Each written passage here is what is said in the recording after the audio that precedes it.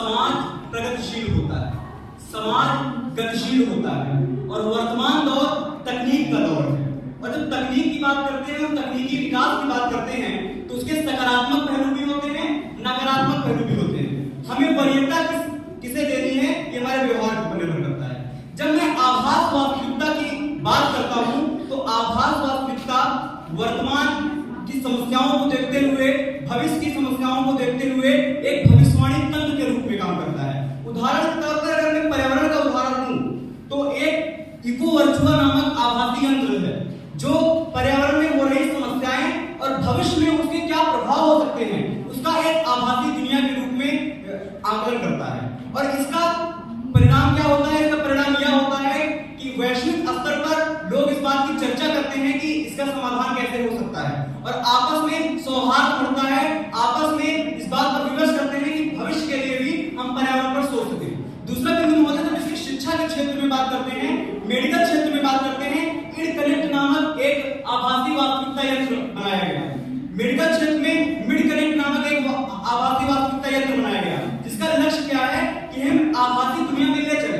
उदाहरण के तौर पर अगर इंजीनियरिंग की दो ब्रांच सिविल इंजीनियरिंग या मैकेनिकल इंजीनियरिंग में देख लें, अगर कोई पुल बन रहा है उसमें आभासी रूप में सिविल इंजीनियर पहले से समस्या का समाधान कर दे तो निश्चित तौर पर समाज में एक सौहार्द की भावना आएगी। अंत में महोदय जब इसके विपक्ष को हम आते हैं तो समाज से पहले मानवीय प्रकृति को भी समझने की आवश्यकता है कि मानव तकनीक से बहुत जल्दी तल्लीन हो जाता है और जब मानव तकनीक से तल्लीन होता है तो उसकी आदत लत बन जाती है और कोई भी तकनीक जब लत बन जाएगी तो निश्चित तौर पर उसका दुष्परिणाम होगा। स्वाभाविक रूप से वो भावनात्मक वियोग की तरफ ले जाएगा। मैं दो उदाहरण तरफ से बताना चाहूंगा। एक वीआर गेमिंग में पलायनवाद विद्यार्थी जो किसी भी समाज की ताकत होते हैं, आज गेमिंग के अवसर को वो एक आभासी दुनिया में जा रहे हैं तो वो एक दुष्परिणाम इकट्ठा कर रहा है। महोदय जब हम वीआर थेरेपी का एक उदाहरण देना चाहूंगा कि मेडिकल के क्षेत्र में मैंने बताया आभासी वास्तविकता का क्या महत्व है, लेकिन मानव जो होता है वह तकनीक को प्राथमिकता देने की उसकी प्रकृति है।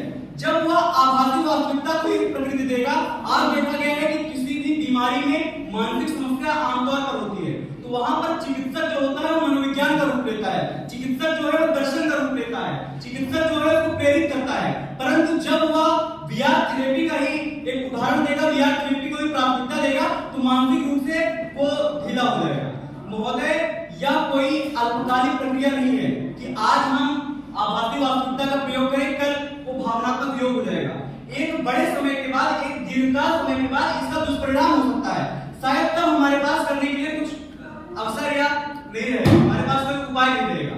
अंत में होते हैं निष्कर्ष की ओर आते हैं। मैंने कहा कि कम समय है जब एक दीर्घकालिक समय में इसका दुष्परिणाम हो सकता है तो हमारे पास अभी समय है।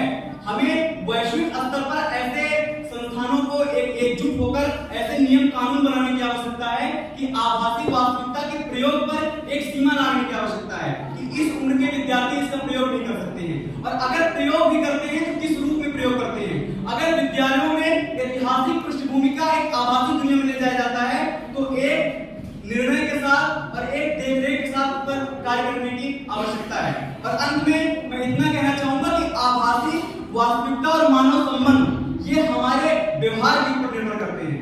अगर हम तकनीक को ये कहते हुए नकार दें कि वो एक भावनात्मक वियोग होगा तो हमारे व्यवहार की कमी है, न कि किसी तकनीक की कमी है। हम अगर तकनीक को वरीयता देंगे तो भावनात्मक वियोग और तकनीकी प्रगति तभी हो सकती है जब अपने व्यवहार में बदलाव आए। धन्यवाद।